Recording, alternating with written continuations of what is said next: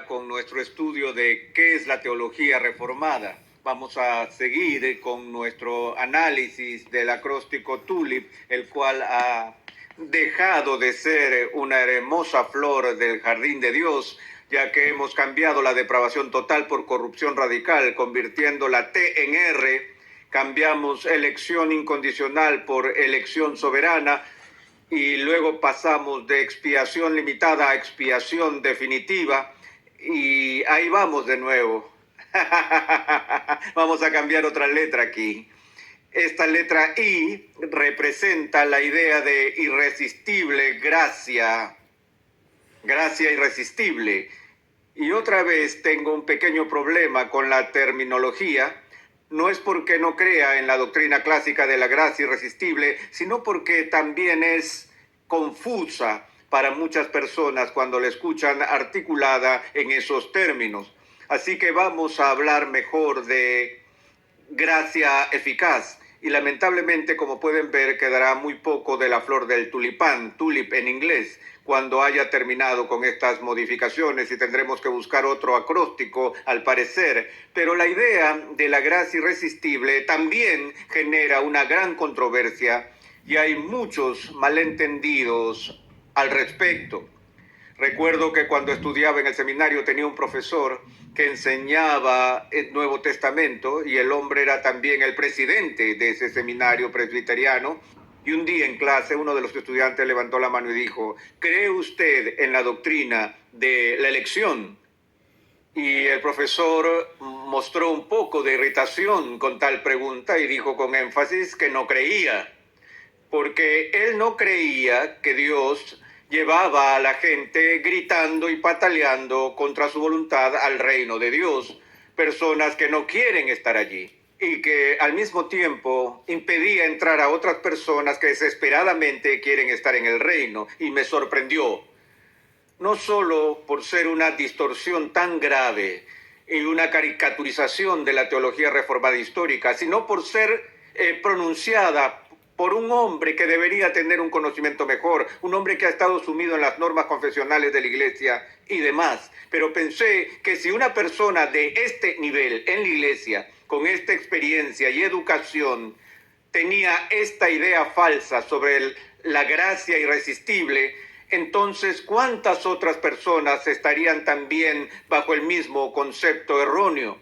La idea de irresistible insinúa que uno no tiene la posibilidad de poner resistencia alguna a la gracia de Dios. Ahora, amados, la historia de la raza humana es la historia de una resistencia brutal de los seres humanos a la dulzura de la gracia de Dios. Lo que se entiende por gracia irresistible no es lo que la palabra sugiere, es decir, que es imposible de ser resistida. De hecho, somos capaces de resistir la gracia de Dios, y sí resistimos la gracia de Dios. Pero la idea aquí es que a pesar de nuestra resistencia natural a la gracia de Dios, esta gracia de Dios es tan poderosa que tiene la capacidad de superar nuestra resistencia natural a la misma. Es por eso que prefiero el término gracia eficaz en lugar de gracia irresistible, porque esta gracia tiene los efectos irresistibles que Dios pretende realizar con ella. Ahora, lo que estamos realmente buscando en esta controversia es la relación entre la gracia, la obra de Dios, y nuestra respuesta a ella. La relación entre fe y regeneración. De hecho, históricamente, si hay un punto que divida la teología reformada de otras teologías, es el tema de la relación de estas dos ideas. En el pensamiento de la reforma histórica, la idea es esta, que la regeneración precede a la fe.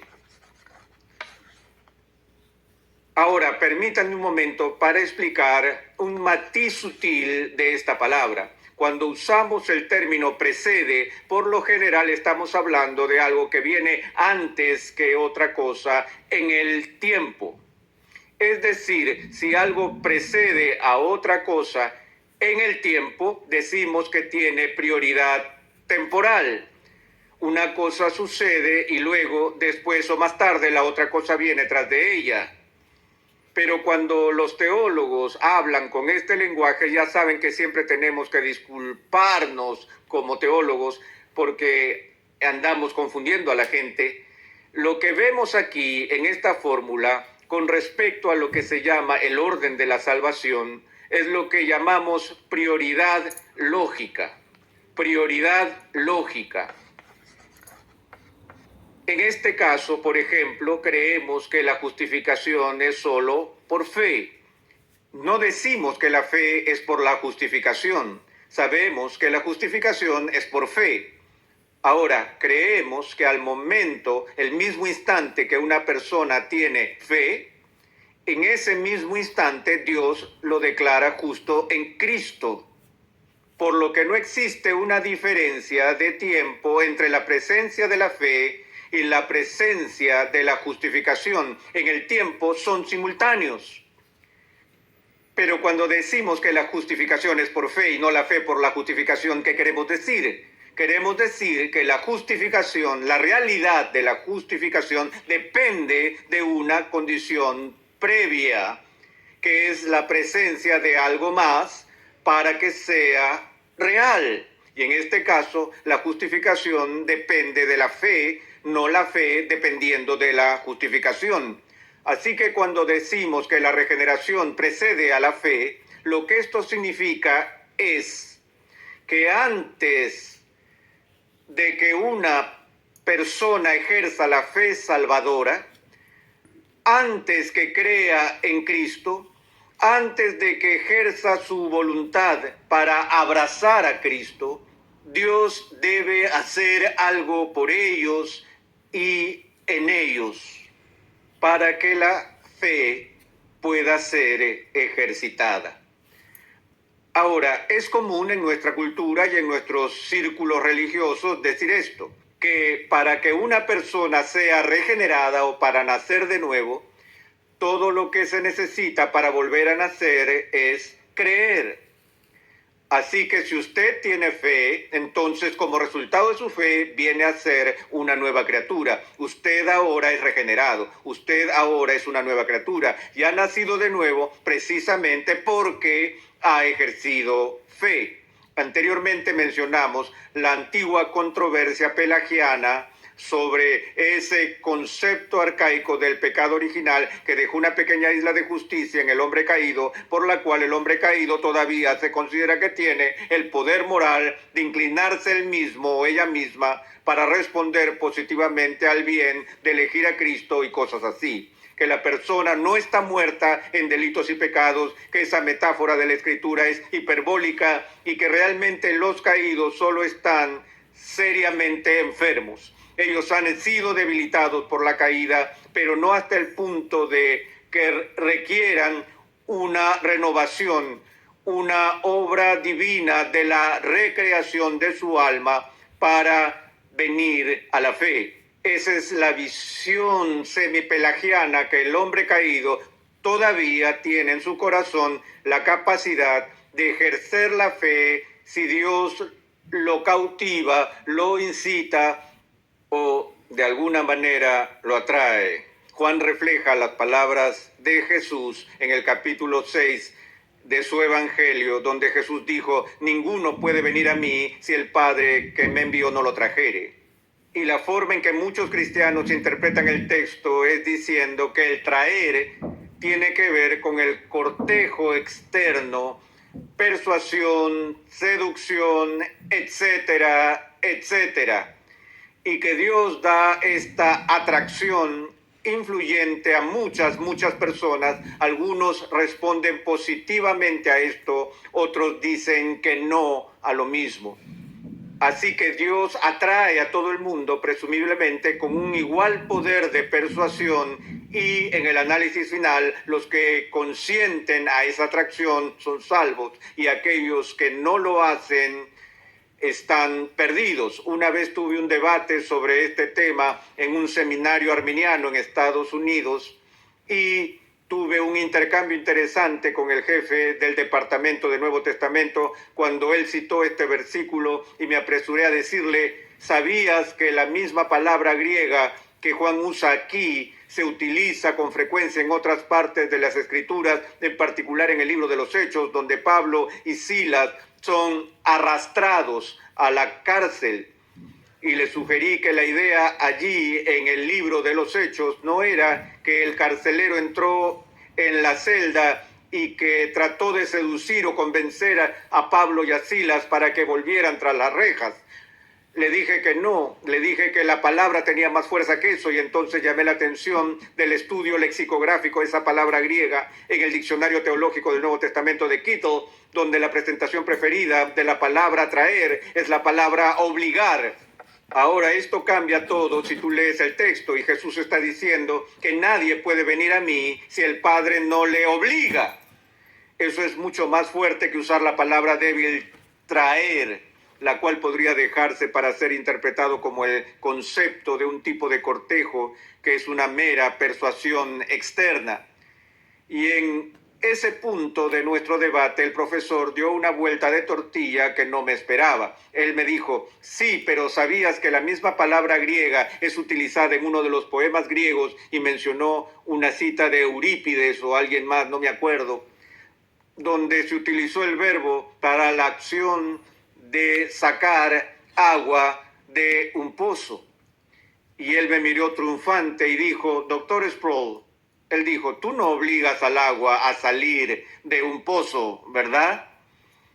Y yo dije: no, señor, no lo hago. Me atrapó y confieso que no sabía de esa referencia en el idioma griego. Le dije: pero ¿cómo hace usted para sacar agua de un pozo? ¿Acaso se para en la parte superior del pozo y llama: ven agua, agua, agua? ¿Tratas de persuadirla, seducirla, o tienes que ir con un cubo y tirar de ella?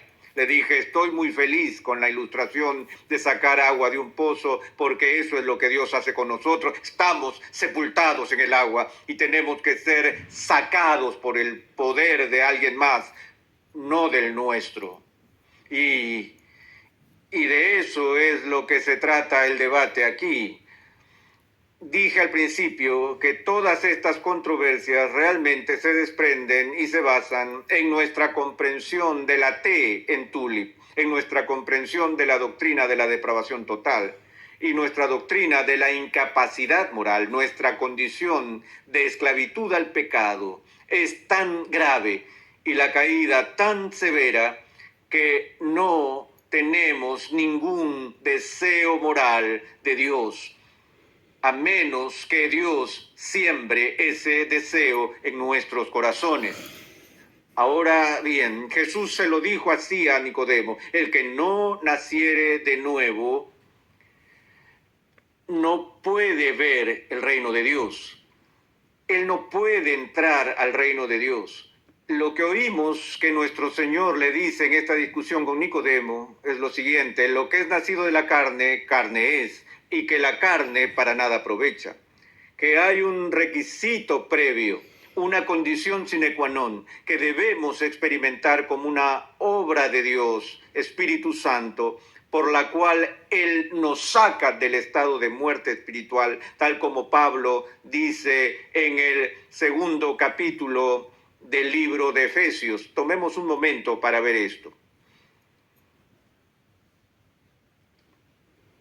donde Pablo dice en Efesios capítulo 2, versículo 1, y Él os dio vida a vosotros cuando estabais muertos en vuestros delitos y pecados, en los cuales anduvisteis en otro tiempo siguiendo la corriente de este mundo, conforme al príncipe de la potestad del aire, el espíritu que ahora opera en los hijos de desobediencia, entre los cuales también todos nosotros vivimos en otro tiempo en los deseos de nuestra carne, haciendo la voluntad de la carne y de los pensamientos, y éramos por naturaleza hijos de ira, lo mismo que los demás.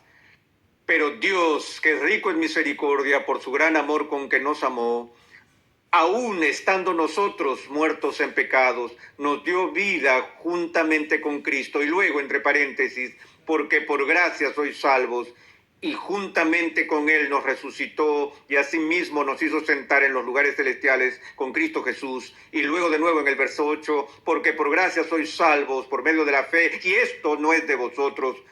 Una vez más el antecedente inmediato de qué es fe.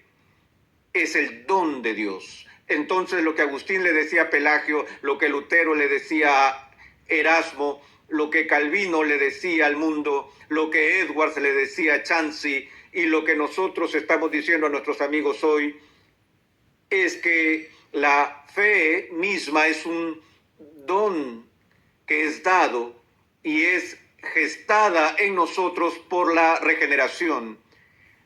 No es que el Espíritu Santo arrastra a la gente pataleando y gritando en contra de su voluntad para venir a Cristo, sino que lo que el Espíritu Santo hace es cambiar la inclinación y disposición de nuestros corazones para que si antes no estábamos dispuestos a abrazar a Cristo, ahora estemos dispuestos y más que dispuestos.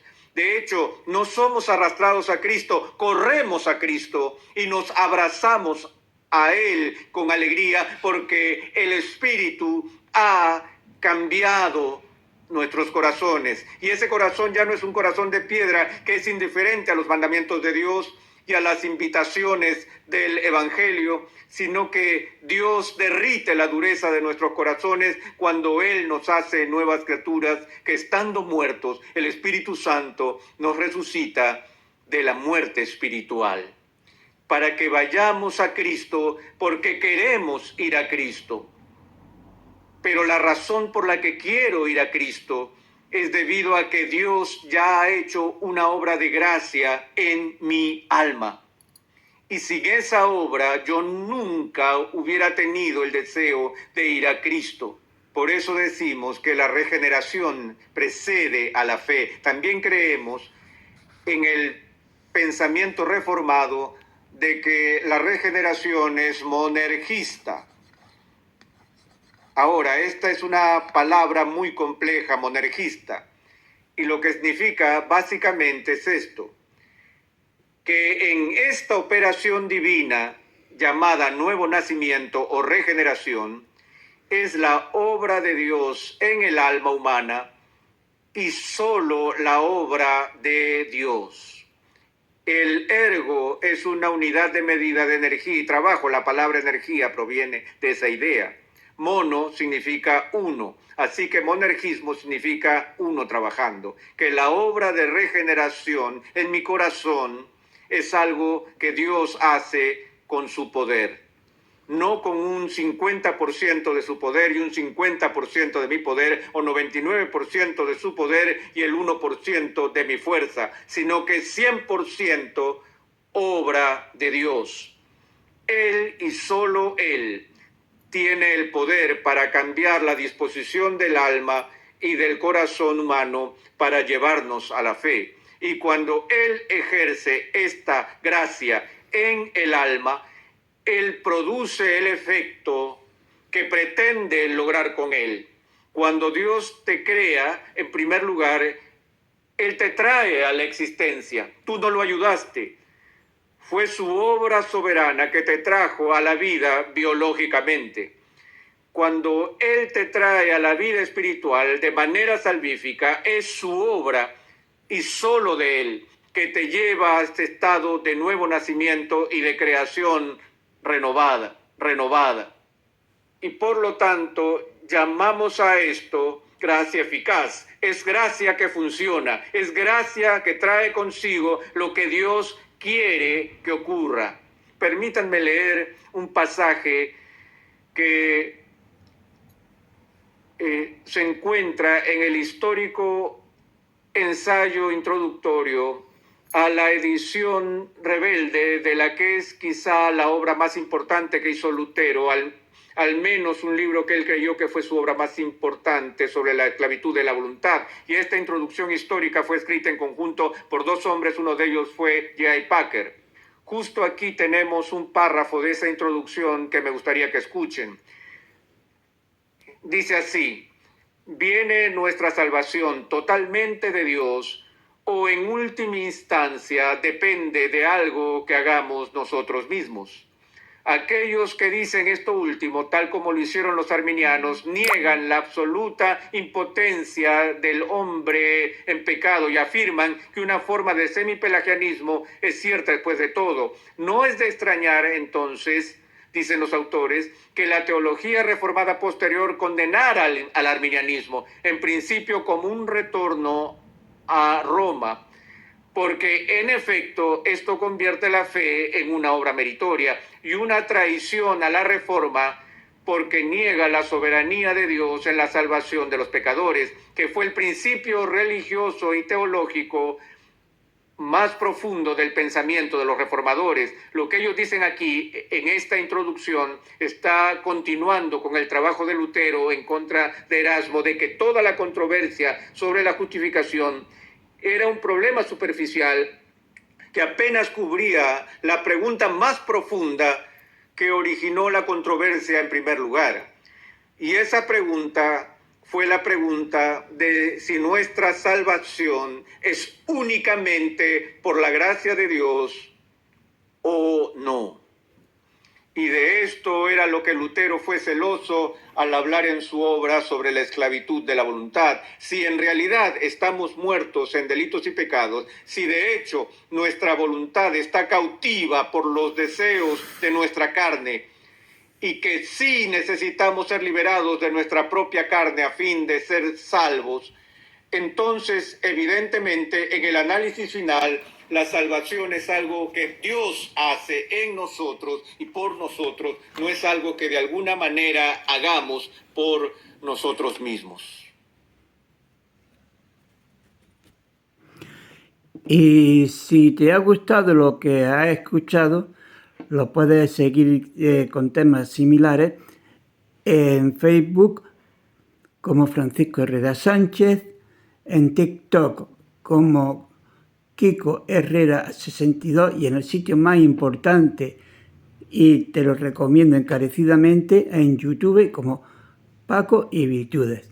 En Paco y Virtudes puedes encontrar muchísimos temas muy interesantes que te pueden ayudar en tu vida espiritual y otra serie de temas más. Solamente le tienes que dar a la campanita de me gusta y después darle a seguir. Muchas gracias y que el Señor os bendiga en gran manera. Agur.